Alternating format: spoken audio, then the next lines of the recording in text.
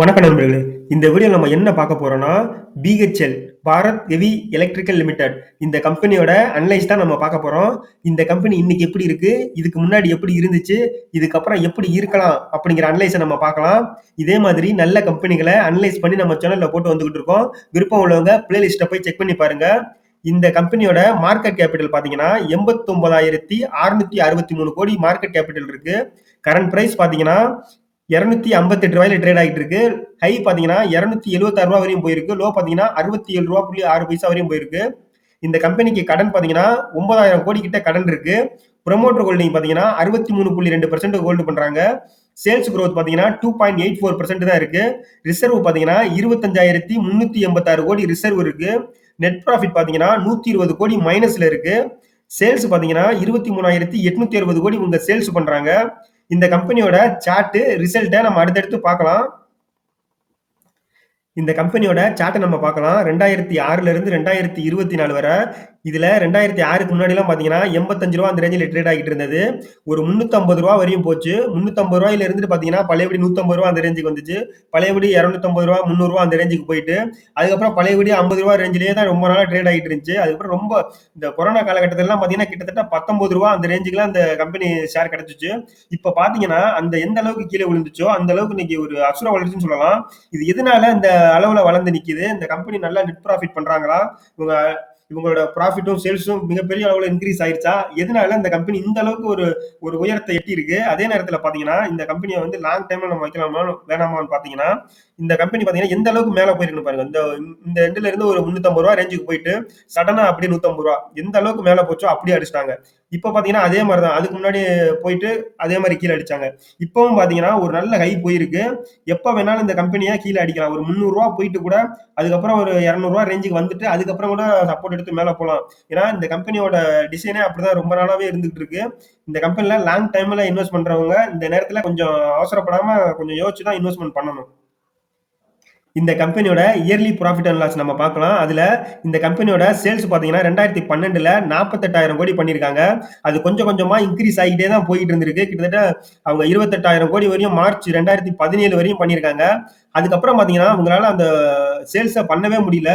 கடைசியில பார்த்தீங்கன்னா 2012ல 48,000 கோடி பண்ணவங்க 2023ல பார்த்தீங்கன்னா 23,000 கோடி. பாதிக்கு பாதி அவங்களோட சேல்ஸ் குறைஞ்சிருச்சு. நெட் ப்ராஃபிட்டாவது இன்க்ரீஸ் பண்ணியிருக்காங்களா அப்படின்னு பார்த்தீங்கன்னா, நெட் ப்ராஃபிட்டும் 2012ல 7,000 கோடி பண்ணவங்க, அதுக்கப்புறம் அதையும் கொஞ்சம் கொஞ்சமா கம்மி பண்ணி லாஸ் பண்ணியிருக்காங்க. 706 கோடி, அதுக்கப்புறம் 455 கோடி. 2020லயும் 21லயும் பார்த்தீங்கன்னா 1,400 கோடியும் 2,700 கோடி லாஸ் பண்ணியிருக்காங்க. சரி, அதுக்கடுத்து இயர்லயாவது உங்களோட சேல்ஸையும் நெட் ப்ராஃபிட்ட இன்கிரீஸ் பண்ணுவாங்களான்னு பார்த்தீங்கன்னா, அங்கேயும் பார்த்தீங்கன்னா, இவங்க பெரிய லெவல்ல இன்கிரீஸ் பண்ணவே கிடையாது. வரக்கூடிய இயர்லயும் பார்த்தீங்கன்னா, இவங்க வந்து லாஸ் பண்ண தான் அதிக வாய்ப்பு இருக்கு. சரி, இந்த அளவுக்கு இயர்லி ரிசல்ட் இப்படி இருக்கு. நம்ம குவார்டர்லி ரிசல்ட்ல போய் நம்ம செக் பண்ணி பார்க்கலாம். அதாவது கொஞ்சம் நல்லா வந்திருக்கா அப்படின்னு. குவார்டர்லி ரிசல்ட்லயும் நீங்க பார்த்தீங்கனாலும், இவங்க பார்த்தீங்கன்னா, கடைசி 3 குவார்ட்டரா பார்த்தீங்கன்னா, நீங்க பாருங்க ஜூன் 2023, செப்டம்பர் 2023, டிசம்பர் 2023 இதுலலாம் பார்த்தீங்கன்னா, 344 கோடி, 238 கோடி, 149 கோடி இந்த கம்பெனி வந்து லாஸ் பண்ணியிருக்காங்க. இந்த அளவுக்கு லாஸ் பண்ணிக்கிட்டு இருக்க கம்பெனி, ஆனா உங்களோட ட்ரேட் பார்த்தீங்கன்னா, மேல மேல மேல போய்க்கிட்டே தான் இருக்கு. அதனால இந்த கம்பெனில புதிய இன்வெஸ்டர் வந்து கொஞ்சம் உஷாரா தான் இருக்கணும். இவங்க இந்த மாரி குவார்டர்லி ரிசல்ட்ட லாஸ் குடுத்துக்கிட்டு இருந்தாலும், இந்த கம்பெனி பார்த்தீங்கன்னா, மேல மேல போய்க்கிட்டு இருக்கிறது ஒரு ஆச்சரியமா தான் இருக்கு.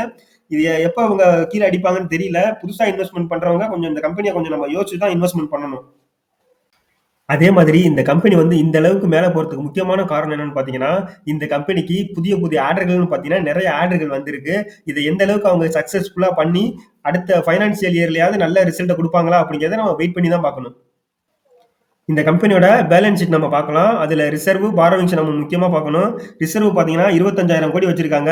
கடன் பார்த்தீங்கன்னா 9,000 கோடி இருக்கு. இந்த கம்பெனி வந்து பார்த்தீங்கன்னா, ஒரு கவர்ன்மெண்ட் கம்பெனிங்கிறதுனால, கடன்ங்கிறதும் ஒரு பெரிய விஷயம் கிடையாது. இவங்க அதே மாரி ரிசர்வும் பார்த்தீங்கன்னா 25,000 கோடி கிட்ட ரிசர்வ் வச்சிருக்கிறது இந்த கம்பெனிக்கு ஒரு நல்ல விஷயம்.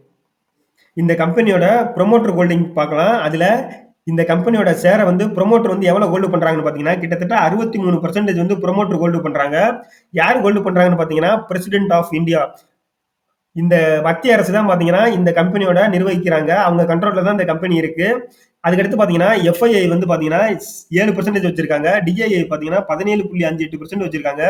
பப்ளிக் பார்த்தீங்கன்னா 12.23% வந்து பப்ளிக் வச்சிருக்காங்க. பிஹெச்எல் கம்பெனியை பொறுத்தவரையும் பார்த்தீங்கன்னா, ரிசல்ட்டும் சரி, அவங்களோட சார்ட்டும் சரி, எப்பவுமே இந்த கம்பெனி ஒரு ஹை போச்சுன்னா, ஒரு மிகப்பெரிய ஹை போச்சுன்னா, ஒரு மிகப்பெரிய லோ வர்றதுக்கு கூட அதிக வாய்ப்பு இருக்கு. ஏன்னா, இதுக்கு முன்னாடி இந்த கம்பெனி அப்படிதான் ட்ரேட் ஆகிட்டு இருக்கு. அதனால இந்த ஹை வந்து பார்த்தீங்கன்னா, நம்ம கொஞ்சம் உஷாரா தான் இருக்கணும் இந்த கம்பெனில. அதே மாரி சரி நெட் ப்ராஃபிட்டும் பண்றாங்க. நெட் ப்ராஃபிட் சேல்ஸ் இன்கிரீஸ் பண்ணி ஒரு அடுத்த ஸ்டேஜ்க்கு வந்து இந்த கம்பெனி மூவ்மெண்ட் ஆகி போயிட்டு இருக்கான்னு பார்த்தீங்கன்னா, அதுவும் கிடையாது. இவங்க குவார்டர்லி ரிசல்ட் வந்து லாஸ் தான் காட்டிக்கிட்டு இருக்காங்க. அதனால இந்த கம்பெனில வந்து இன்வெஸ்ட் பண்றவங்க கொஞ்சம் யோசிச்சு கொஞ்சம் நல்ல முடிவா எடுங்க. ஏன்னா இதே மாதிரி நல்ல கம்பெனிகளை அனலைஸ் பண்ணி நம்ம சேனல்ல போட்டு வந்துகிட்டு இருக்கோம். விருப்பம் உள்ளவங்க பிளேலிஸ்ட்டை பாருங்க. இந்த வீடியோ பிடிச்சிருந்தா லைக் பண்ணுங்க. மறக்காம சப்ஸ்கிரைப் பண்ணுங்க. நன்றி.